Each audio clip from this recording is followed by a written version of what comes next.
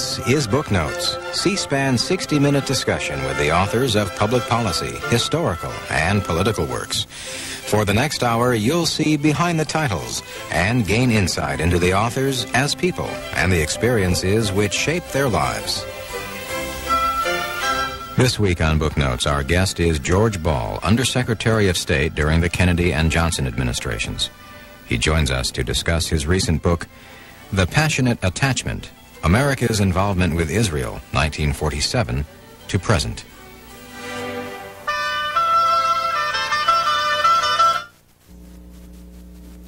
George W. Ball, co-author of The Passionate Attachment. What's the title mean?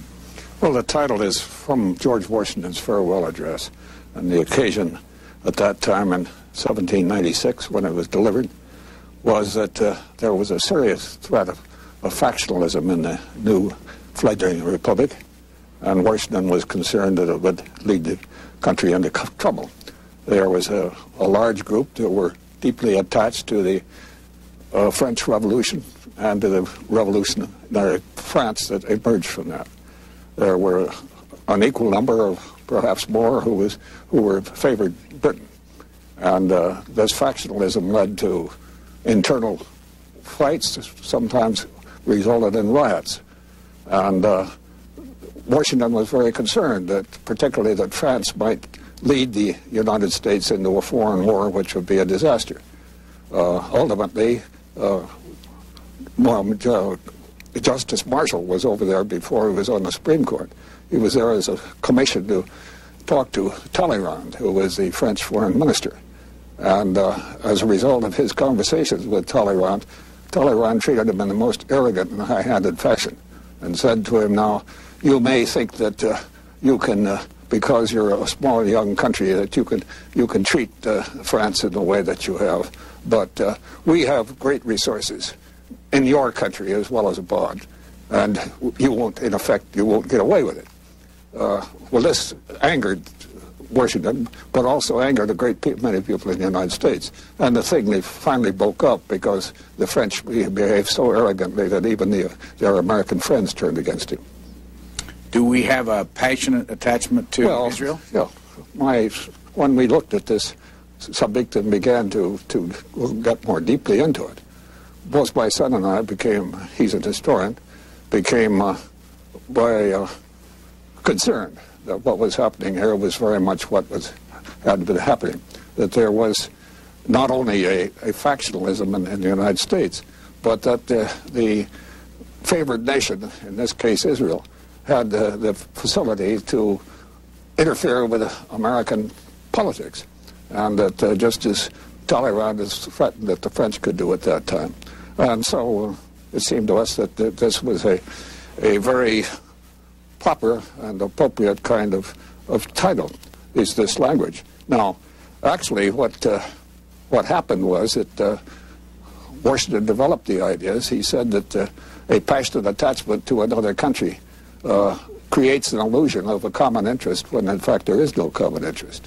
And by favoring one country over the others, that country becomes a subject of jealousy on the part of all the other countries.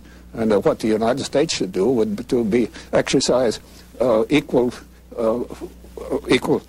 treatment of all and cultivate peace and security. Douglas B. Ball, you say, is your son? Yes. Where is he? Well, it's the moment he's in New Haven. What's he do? He's a historian monkey. He has a PhD in history, and he has great advantages over me because I get things all mixed up sequentially, and he can remember them in order. You were quite prominent in this government in years past. When was your first job in government? My first job in government was in 1933, when I came down here to work in the Farm Credit Administration, and then when the head of the Farm Credit Administration, who was Henry Morgenthau, Jr., went to the Treasury, I went with him. So at the age of 22, I was, for a brief period, and the only time in my life, I was absolutely omniscient.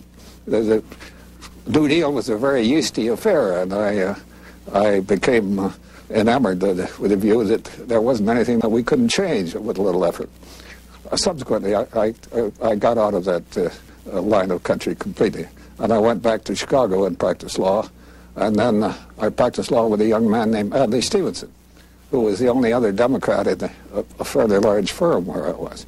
And when Stevenson came down to Washington right after Pearl Harbor, he called me and said, "Come on down." So I came down, and I worked with in the Lend-Lease administration as the associate consul, general consul. And then I went to Europe as the aid director of the U.S. Strategic Bombing Survey. And when I got back from that, I was a founding member of a law firm, of which I'm the last surviving founding member, of Cleary Gottlieb, which is a well-established New York and Washington firm and has offices all over the world now. So then when Kennedy became president, and I was asked to join the State Department, which I did. First as a Undersecretary for Economic Affairs, and then 9 months later I became what is today known as a Deputy Secretary. And I stayed through 1966. And then went briefly back to the UN at Lyndon Johnson's request in '68 as the United States Permanent Representative of the United Nations, or ambassador. And Carter administration? No, in the Johnson. Did you do anything in the Carter administration? I did occasional chores for President Carter. And are you still practicing law? No, I'm retired. I retired completely in '82. When did you get the, by the way, where do you live? Princeton. When did you get the idea to write a book about Israel? Well, it had worried me a lot over the years, although when I was in the department I didn't actually involve myself very much in Israeli affairs. But later I got worried about the fact that it seemed to me to be a relationship which was not in the American interest, and where we were far more too complaisant in our relations with Israel.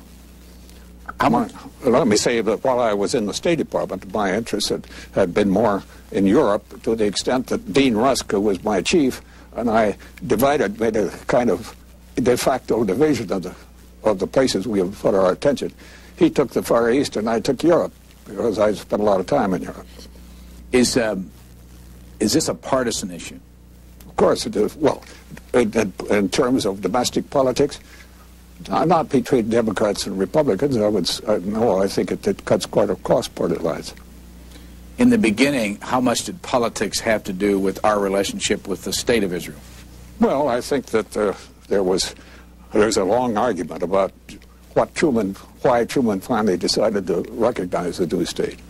And he denied that there was any political interest in it, but factually, Clark Clifford was advising him on domestic politics, and it was very clear he was running very far behind, and he desperately needed the votes in 48. I think you said something like 75% of the Jews in 1948 voted for Harry Truman? I think that's right, yes. How did Israel get established in the first place? Well, it got established as a result of a long effort by a group of so-called Zionists who finally persuaded the British government to adopt the letter which the British. Well, let me go back a bit. The British had been awarded the mandate for Palestine. Even before that, it was going to be a trustee under the trustee system of the League of Nations. Where were the British awarded the mandate? Well, because they'd had long interest in the area, and they had, in effect, dominated a large part of the area, even when the Turks were still there. And what year was this that the British were awarded the mandate? Well, they were awarded the mandate, must have been 49 or 50, I would think, something like that. No, I'm sorry. Yeah, that's right. Well, actually, didn't the UN vote to make it a country, what, it was in 48? Yeah. And so that would have been before then sometime. It was about 10 years before, 38. And so they were in control of the country for 10 years? Roughly 10 years, yes, and they had to live through a lot of terrorist actions by the Stern gang and the Irgun, one run by Mr. Schwimmer and the other by Mr. Begin in those days. And what were the terrorist gangs, the Irgun and the Stern gang, what were they trying to do? Well, they were trying to discourage the British and force the British to give up their mandate and get out. And these are two gentlemen that went on to be Prime Minister. They went on to be Prime Minister. Did you ever deal with them when you were... Oh, I dealt extensively with Mr. Begin, not when I was in the government, but I mean, I met him several times and we had long conversations after I'd left the government. So when Israel was created as a state by the United Nations and we were the first country to recognize them? We were, but deliberately got in a day ahead of the Soviet Union. Why? Well, because this was a part of the reflection of domestic politics. We were going to make ourselves the principal sponsor of Israel. Where were you in 1948? I was in 48. I was just back from Europe where I'd been with a bombing survey. Can you remember how big a deal it was in this country at that time that we recognized Israel? Oh, yes, it was quite a lot of excitement, particularly in the American Jewish community. Was it a political issue in that campaign of 48? Were the Republicans against the idea? No, they weren't against it. In fact, one of Truman's concerns was that they were going to preempt the issue. So he wanted to get in first. How much aid do we give Israel every year? Well, it depends on what assumptions you make. In the direct aid, the figure that is passed by the Congress is $3 billion. And when given the fact that that is surrounded by all kinds of special arrangements and special treatments, Senator Dole has said that the figure is much closer to $4 billion. And a number of other experts who looked at it say it's much closer to $5 billion when everything is $5 billion. Well, let's assume that it's $4 billion. We've given them, since the founding of Israel, well over $50 billion. And why do we give a country, well, let me just ask you the broad question. How much foreign aid do we have a year? Total foreign aid. It's about the aid that we give to Israel plus the aid that we give to Egypt in order to, and that's really a part of the aid to Israel, because we give it to Egypt in order to maintain the Camp David awards, treaties. That amounts to, I think, a third well, 40% maybe of all our foreign aid. And why do we give that much aid of our foreign aid to two countries in the world? Well, I think that's exactly why we wrote this book. I think that it's totally inordinate for a country of 4.5 million Jewish people to receive this amount of money every year when they don't actually need it. And they have a estimated per capita income of around $10,000, and the World Bank has decided that any country that with a per capita income of over $6,000 is an advanced country, but we still give it to Israel. Why? Well, what we try to explain in the book, that the Israeli lobby is a highly developed one. I think that it is probably the most effective single lobby in the United States. And they have an organization known as AIPAC, which is at the top of the pyramid. AIPAC is the American Israeli Public Affairs Committee. It's a lobby group, so it doesn't dispense with any money, but there are 50 PACs around the country which take their signals from what AIPAC does. And AIPAC has a kind of giant factory that is always producing mythology on the Israeli side. You point out that a fellow by the name of Tom Dine runs AIPAC right here in this town, former aide to Senator Kennedy. That's right. Is he effective? I think he's been terribly effective, but lately he's gotten, or rather overreached himself and gotten the AIPAC in trouble with the Israeli government. How? Well, because he made a number of boasts which were in the paper of things that they did do for the Israelis. And when Mr.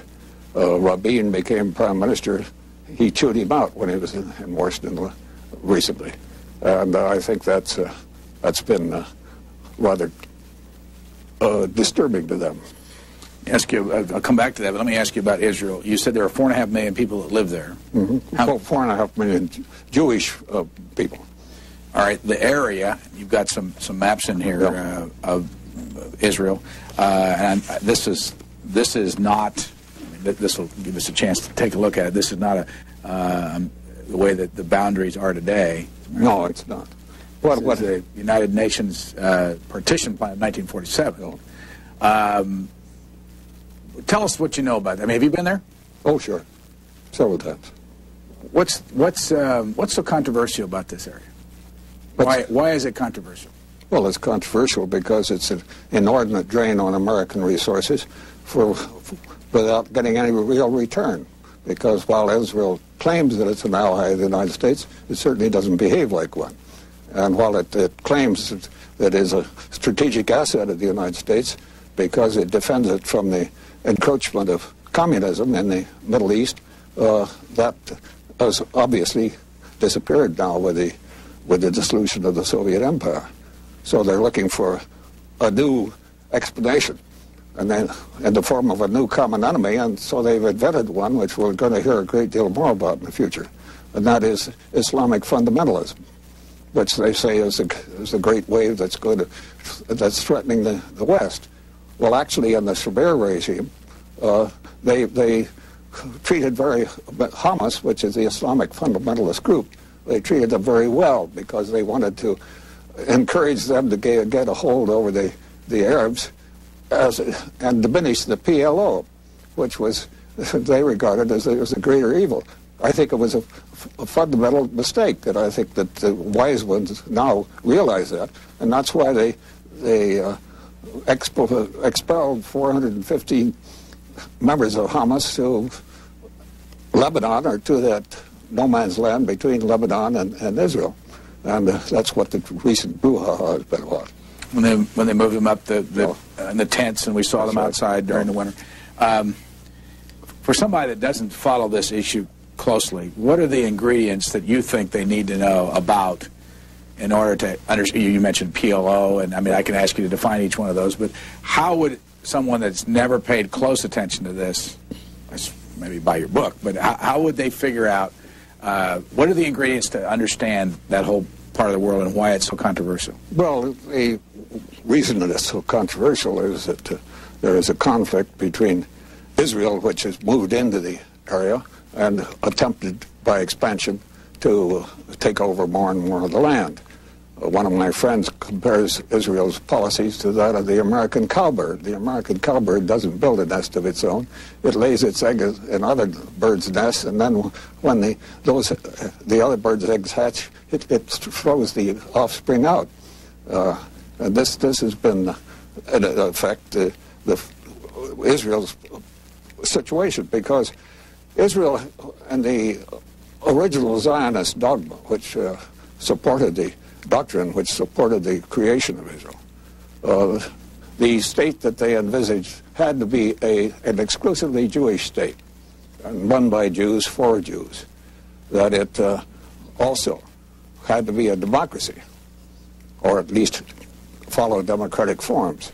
And finally, that it had to be an expansionist. Now, the reason they talked about expansionism in those days, and everybody of the leaders of Zionism included that as a main element in the plans, was that they envisaged the coming together of all the Jews in the world in that state, and that therefore they had to be able to expand to accommodate them. But expansionism, as they have found it in practice, in an area of the world where they're completely surrounded by densely settled Arab states, means that the conflict with the Arabs are inevitable, because of the fact that they have to keep taking the Arab land, which is what they've done in the West Bank and Gaza Strip. Are you saying that they, in the '67 war and '73, and you can keep talking about the '82 and Lebanese situation, that those were not forced on them by the Arabs? No, not at all. Well, let me say that '73 was a situation where the Arabs actually crossed the canal. But this was a desire to retaliate and to expand their borders again. I think expansion has played a good deal in the '67 war. What's a Zionist? Well, a Zionist is the one who believes that the Jews deserve a home of their own. Where's that term come from, you know? It comes from I've forgotten who it was in the 19th century. I am 83 years old, so if I have a memory slip from time to time, that's, well, if I had my son here, he would tell you exactly. No, it originated in the 19th century in the writings of a couple of Jewish visionaries who saw the possibility saw the desire for creation of a state where the Jews could come back to.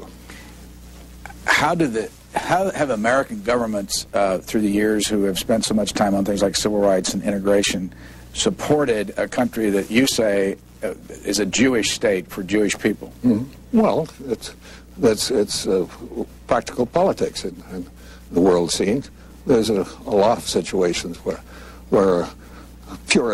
puristic doctrine has been distorted by the practical considerations. And let me say that there was a great support in this country for the State of Israel when it was created. It seemed that it appealed to people, particularly as the word of the Holocaust and the knowledge of the horrible things that had happened to the Jewish people became more and more apparent. And obviously, the building of the Holocaust Museum in Washington and so on, all of this is contributed to the natural feeling of the Americans of compassion for the fate of the Jews. And they were sympathetic with the idea of a Jewish state, a Jewish home for that purpose. What was your reaction when you saw all the publicity recently for that $162 million Holocaust Museum in Washington? Well, I'm troubled by it because I think that this is past history. And while I can understand the feelings of people who have been subject to such a genocide that they don't want to have the world forget it, nevertheless, it keeps alive something that is a tragic event in their past, which only makes any kind of a rational settlement more difficult. Do you know how many Jews there are in the United States? Oh, around 5 million, I think. So the same number as there is in Israel? Roughly, yes. How strongly do American Jews feel about Israel, and how strongly do the Israeli Jews feel about America? Well, the American Jews feel about Israel on a generational basis. The older Jewish people are very pro-Israel. The new generation, I think, is more indifferent. Why? Well, they've got their own concerns. They feel identified with the United States, and they don't have any past memories of mistreatment in Europe and so on. As for the attitude of the Israeli people toward the American Jews, it's largely one of disdain, as a matter of fact, because they say, look, these people went to New York and are living in great luxury in an entirely safe and secure country. And they didn't take the option, as they should have, of joining us on the barricades in Israel and fighting the Arabs off. When was the last time you went to Israel? I was there about a year ago. How many times have you been there? Oh, 5, I think, or 6. What did you see when you were there a year ago? What did you think of it? Well, I was there. I covered several countries. I was there, and I was in Jordan, and I went up to Syria. Well, what did I think? I mean, it simply confirmed my general views that I've expressed in this book. Well, what I was getting at is you say in your book that Israel is a socialist state. Well, I said that they have vestiges of socialism, which there's a great drag on their economy. There are a couple of American economists who looked at this thing and know it very well. One of them is Herbert Stein, who used to be the chief of President Ford's economic advisors, and a man, Professor Fisher, who joined him in an analysis of the Israeli situation. And they one of the main thrusts of their conclusion is that Israel ought to speed up the privatization process, because the Israeli government now controls it doesn't merely own all the land in the country, but it controls a high portion of industry. And that has been the subject of where the main elements of corruption have come in. You write a lot about arms development and arms sales. How much of the budget of Israel is devoted to defense? I can't recall at the moment. I have known, but... is it large? Oh, it's very large. Yes, it must be at least twice what it is, percentage base with the United States. You write that they have sold arms around the world, even competed against American arms. Well, they have a problem. The great resource of Israel is a brilliant, highly educated people, and they have an enormous resource there. They don't have the internal market to support a big export trade in manufactured goods. Therefore, they can't indulge themselves in the economies of scale. They can't take advantage of the economies of scale. So they have great difficulty pricing themselves in competition in the world market. In the case of arms, however, they have a situation where the United States, for political reasons, which are deemed proper by the Congress and by the President, from time to time imposes a blockade on a certain country and say this country cannot receive any arms. Well, that's an open sesame as far as the Israelis are concerned, because then they pump in all the arms that they can possibly sell. And this is resulted, it seems to me, in seriously diminishing the effect of economic weapons that we might use against such a country. How long do you think the United States will contribute to $3 billion a year in aid? Well, at the moment, this is a sacrosanct figure. If you ask anybody on the Hill if they're going to vote for a lower figure, they'll laugh at you. I mean, the Israeli lobby has entrenched itself so deeply in particularly the Congress, that you can't get anybody who's willing to risk his neck in Congress, because they've made examples of people who've tried it, such as Senator Adlai Stevenson, such as Paul McCloskey from California. Paul Finley, you mentioned, too, from Illinois. Paul Finley from Illinois. How about Chuck Percy? And Chuck Percy. What happened to them? Well, they said some things which were interpreted as being not wholly enthusiastic for Israel. So they simply supplied the opponent with massive amounts of money.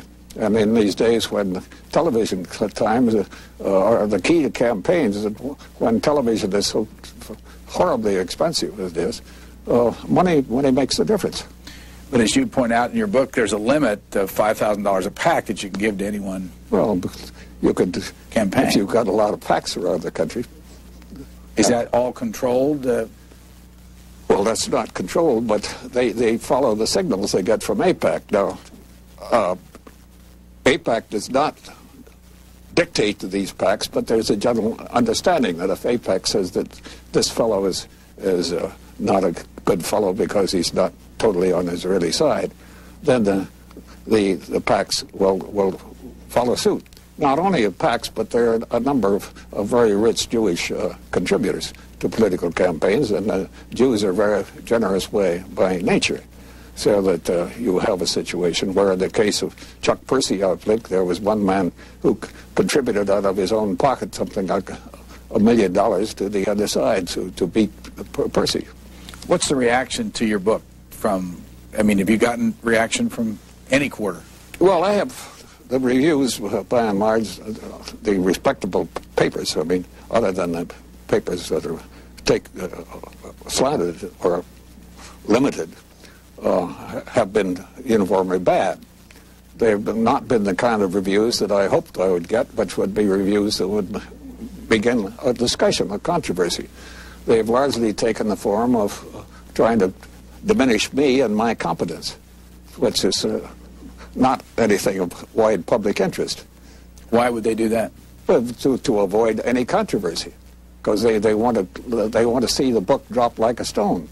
And what happened? It's been out. When would this book actually come out on the market? Oh, I can't remember. 6 months ago. 6 months it was at the end of '92. Well, it's gone into its second printing, which doesn't say much, but at least the book is selling. Has there been any effort made on the part of AIPAC or any of these groups to try to diminish the value of the book? There hasn't been any, because they don't want it talked about. The more that if they can get a couple of sour reviews attacking the competence of the author, then people won't read it, won't buy it. And they deliberately are trying to play it down.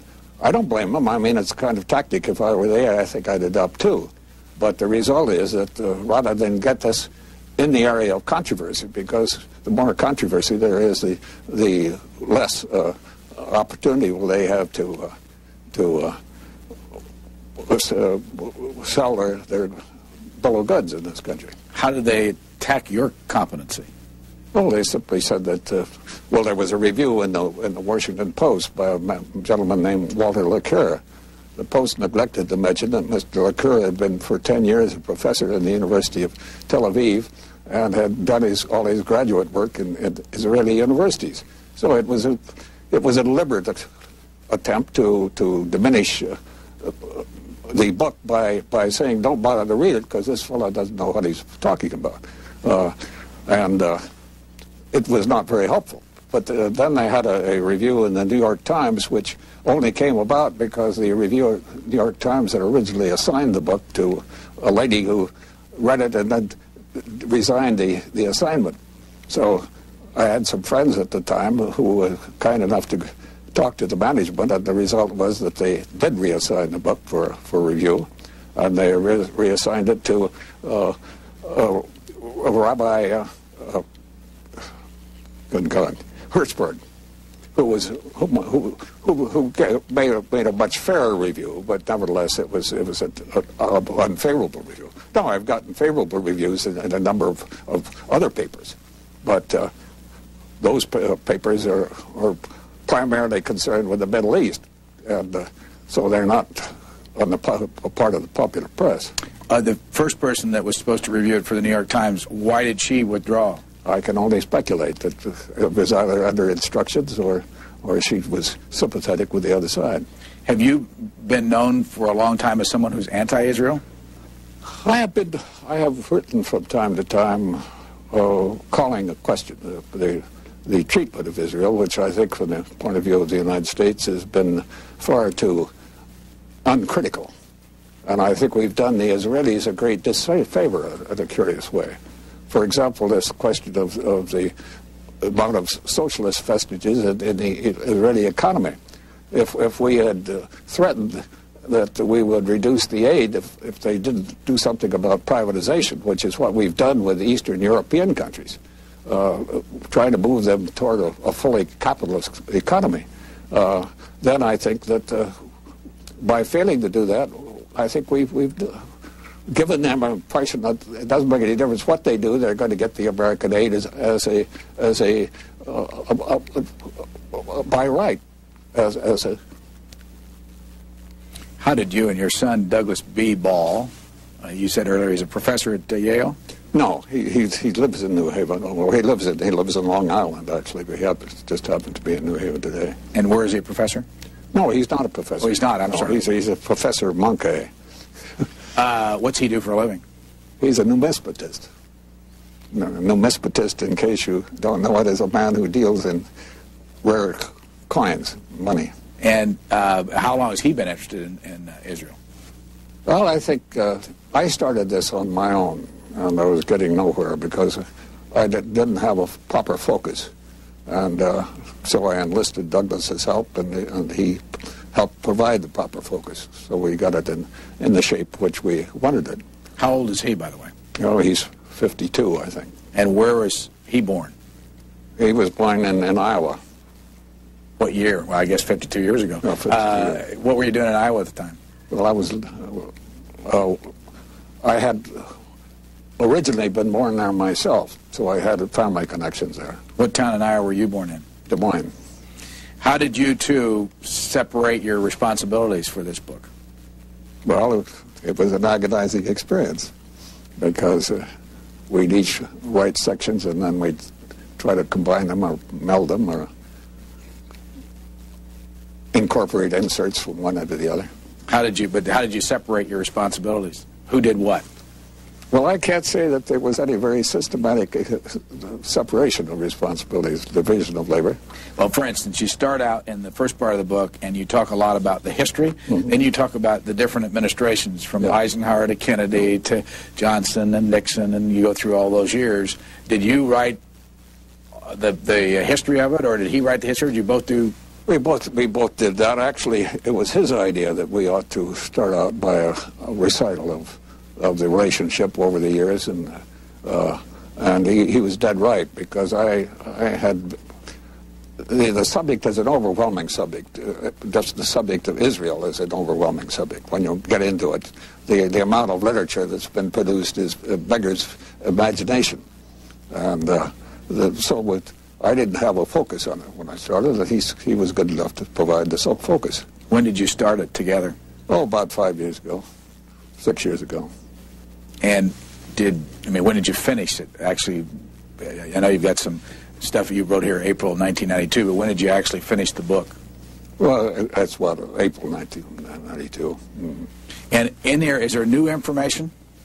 Or is this, did you come up with some new, between the two of you, some files that you found somewhere? Or no, I don't think we had any new information, and that's one of the accusations that is made in the Washington Post review, for example, that there's nothing new in the book that hasn't been said before. Well, it hasn't been said before in a coherent way, and it hasn't been tied together. And that's what we tried to do. We don't pretend to have uncovered secret archives or anything of that sort. Well, then let me ask you this. How did you go about writing a book that you thought would be of value to an audience out there? What did you do differently in this book that no one's done before? Well, I think it's a coherent argument which tries to tell the story of Israel without the gloss of myth which has been put on it by AIPAC, which and the Jewish community, who have a giant machine for the fabrication of mythology. When you go back to, I want to ask you the question: why would American politicians, be afraid to go against Israel? Is it the money only, or do these politicians? I'll just ask you that. Why is it that they are so powerful? Well, I think it's they see the example of their fellow members who don't come back after an election, and on the other hand, they see the example of those who do come back against serious odds because they've been amply fortified by the Jewish community.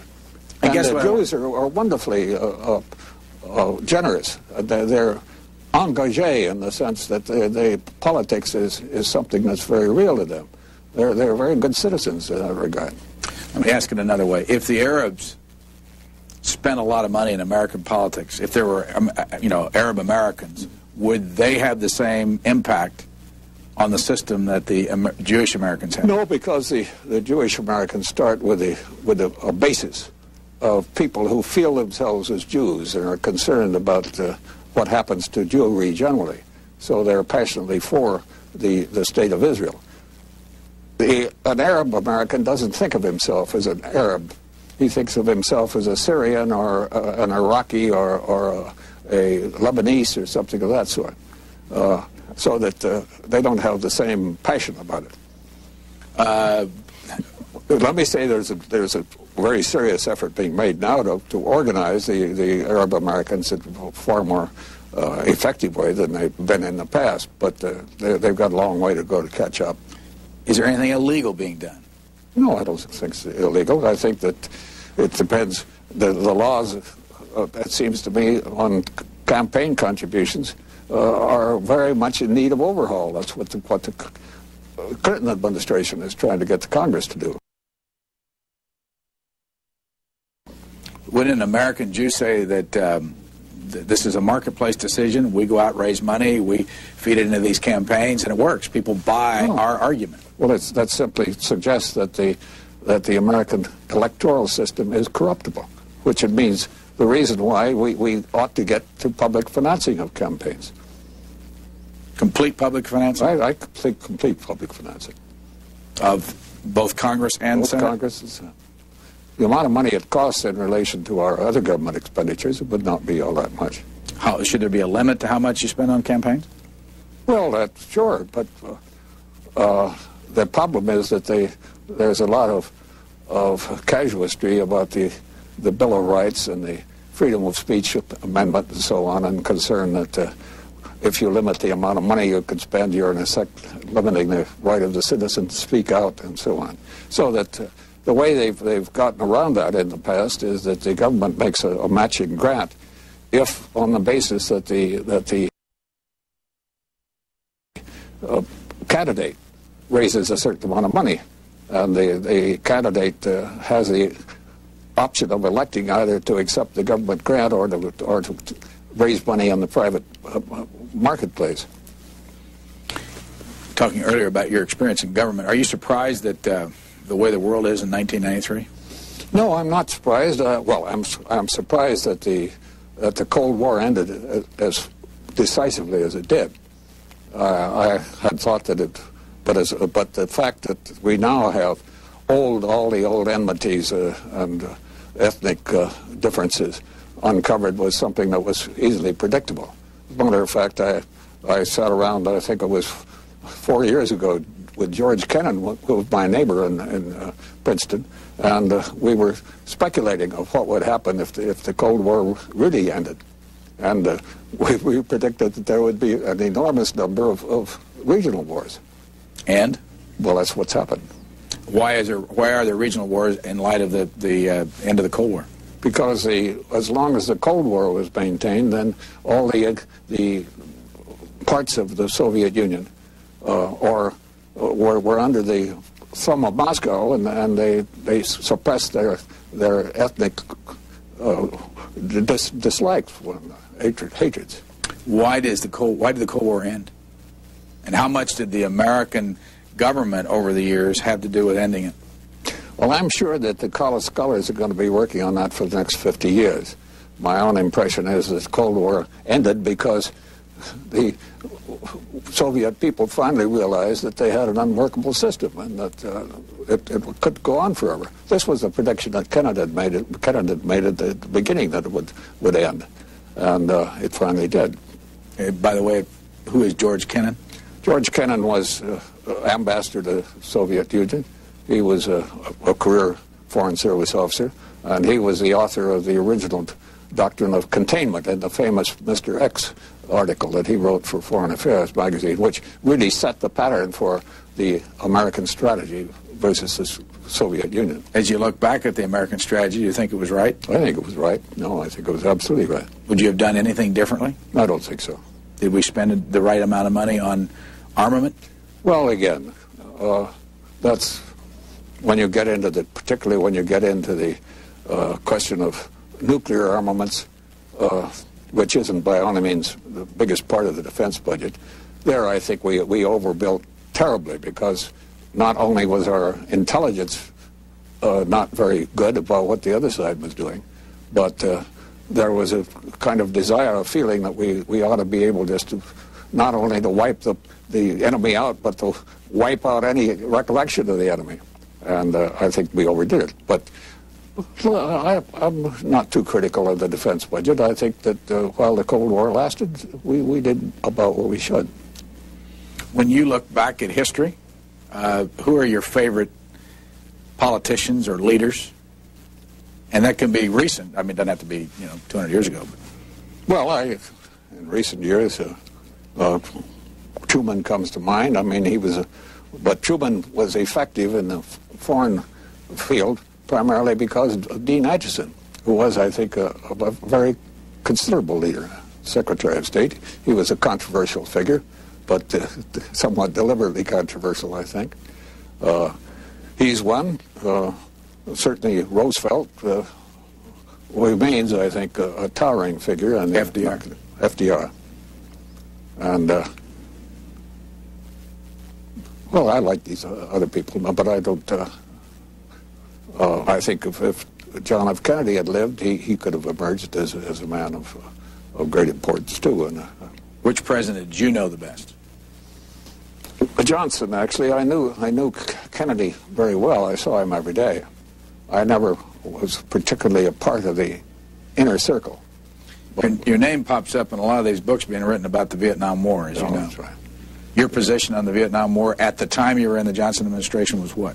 Well, I wrote a memorandum to the president in September of I get these dates all mixed up, September of '64, right after the Gulf of Tonkin incident, and said that challenged every assumption of our policy for involvement in Vietnam. Where were you then? I was Deputy Secretary of State. And who was the Secretary of State? Dean Rusk. And I will say for my colleague Dean Rusk that he was a man of great generosity, and he said to me, George, the president is as much entitled to your views as he is to mine, so don't ever hesitate. Although he was diametrically opposed to me on the Vietnam War. What happened to your relationship with Dean Rusk after you took this strong position? Exactly as was. These were not personal arguments we had, and the personalities never got involved. What did you tell President Johnson you thought he ought to do? Well, he ought to cut our losses and get out. And I wrote a long 75-page memorandum, which was the principal one, and thereafter I sent him around about every 2 weeks, really cautioning that we shouldn't commit more forces. We should find a way out, and that as we got deeper into the war, it became apparent that we couldn't find a way out unless we were willing to relinquish the rather artificial objectives that we had set for ourselves. The North Vietnamese were going to take over. They had the power to do it, and they had the perseverance. What happened to you and your relationship with the president? No, the president was always my best friend in that argument. Why? Because I think he was deeply troubled himself, and I think he will welcome the fact of getting a contrarian view to the one that he was getting from the other members of the government. Who fought you the most? Well, it was an interesting situation. I would send the president a memorandum. I would first send it to Rusk and to Bob McNamara and George Bundy, and then I would see that it went to the president. I'd give them an opportunity to challenge it first. McNamara would always call me and come over and say, look, that he and I are more or less on the same side, and that he was all for me. But then when we go in before the president the next day, the president, McNamara would shoot me down in flames, and Rusk would attack me vigorously, and George Bundy would do the same thing. But on a personal basis, it never affected our relations. Why do you think they would tell you they were for you and then shoot you down in the meetings? Well, I think they were deeply troubled. I read a review of a biography of McNamara in the New York Review of Books, which was just published, which is a long 10,000-word review, which goes into the problems that McNamara was facing in his own mind. Is this the book that was written, the Deborah Shapley book? Yeah, and it's a review of the Deborah Shapley book, but it's more of a lot of my own personal experiences. You wrote the review of the book? I wrote the review of the book. Now, she's been where you are in that chair there, and we've talked about this book. What do you think of her book? Well, she did obviously an enormous lot of work. I think that, and I think that by and large, her reporting is sound, and her conclusions are for the most part, sound. I would disagree with a number of them as I did in the review, but I think she was much too harsh on McNamara. In what way? I don't think she fully understood the inner turmoil in the man's mind, and the fact that he was basically tortured by having gotten into this bloody war. And did he, when he came, again, let's go back to, he came to you and would say, hey, he's on your side, but then in the public meeting he would side with the president, or would he side with the president? No, he would side with the president. Well, the president would side with him. I'm not suggesting that there was any mendacity about this. I think that he honestly agreed with a number of the things I was saying, but he wouldn't come to the same final conclusions. Put yourself for a moment. I mean, say President Clinton's watching this, and from your experience of the Vietnam War, what recommendations would you make to him as president about the structure of government and advice? Anything? How to get it? I think every president has to have his own means of organizing the people that advise him. And Clinton obviously has his group that advise him, but there's no set formula for this that will satisfy every president, because the president's supposed to task quite differently. I mean, Clinton is obviously a man who wants to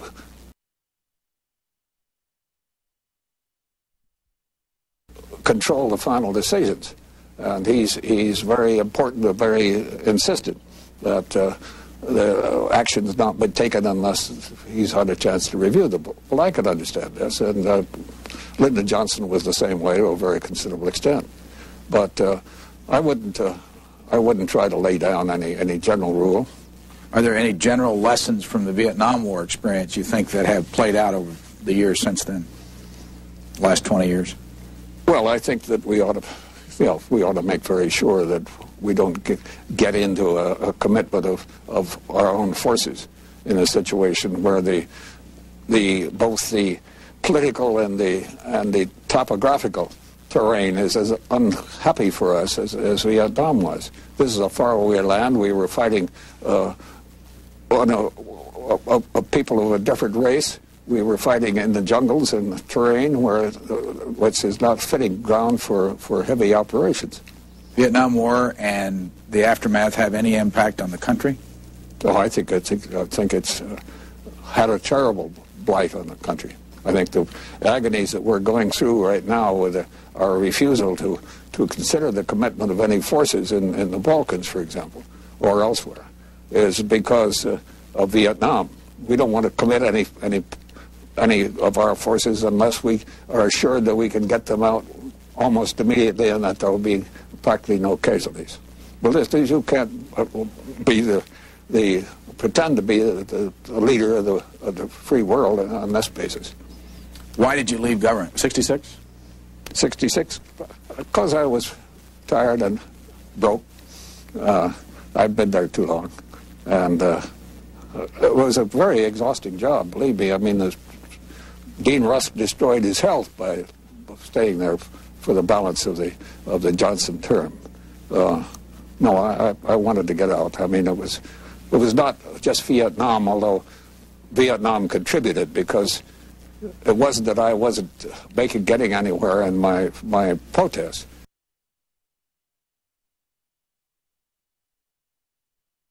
But which is true. But that I couldn't get the president and the people around him interested in any other part of the world. My big interest from the beginning had been in our relations with Europe, where I had spent a lot of time and had some familiarity with the situation. When we went back into law practice, yeah. Where did you live? I lived, while I was in law practice, I lived in Washington. And you've retired in Princeton? Yeah, well, after I came back from the government, the last time, I joined an investment banking house in New York, Lehman Brothers, as a partner of Lehman Brothers. And so I had to move to New York to do that.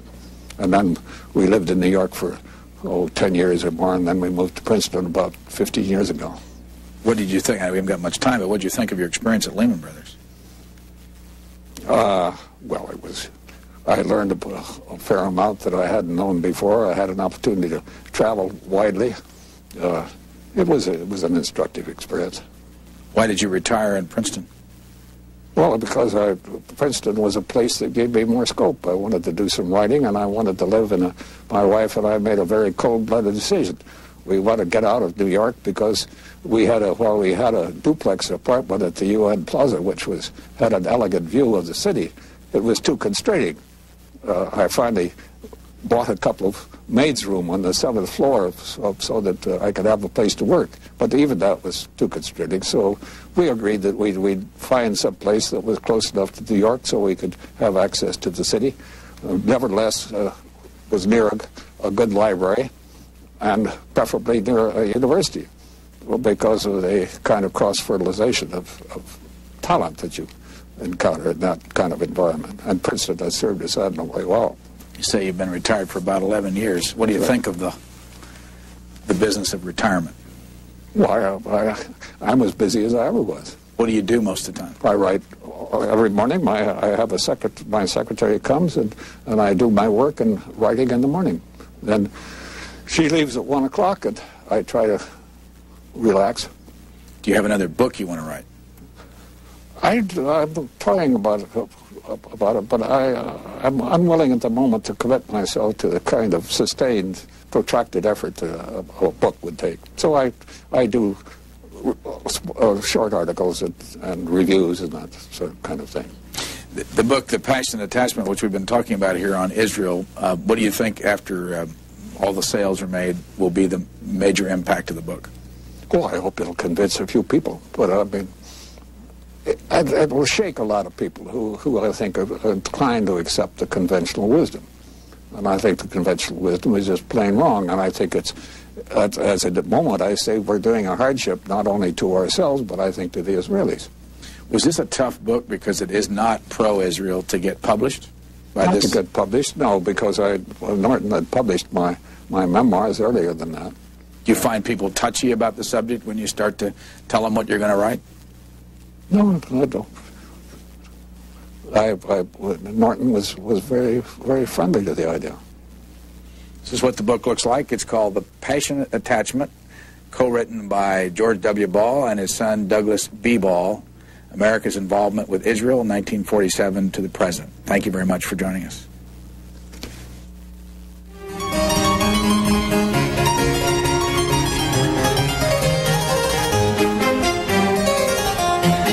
Join us for Book Notes next week when our guest will be journalist, artist, and educator Douglas Davis. He'll be here to discuss his recent book entitled The 5 Myths of Television Power, or Why the Medium is Not the Message. That's Book Notes, Sunday night at 8 and 11 p.m., and then Monday morning at 7, all Eastern Times, all on C-SPAN. Coming up in a moment from now, we'll check this morning's schedule for you, and then it's Events in the News, our live Monday morning call-in program.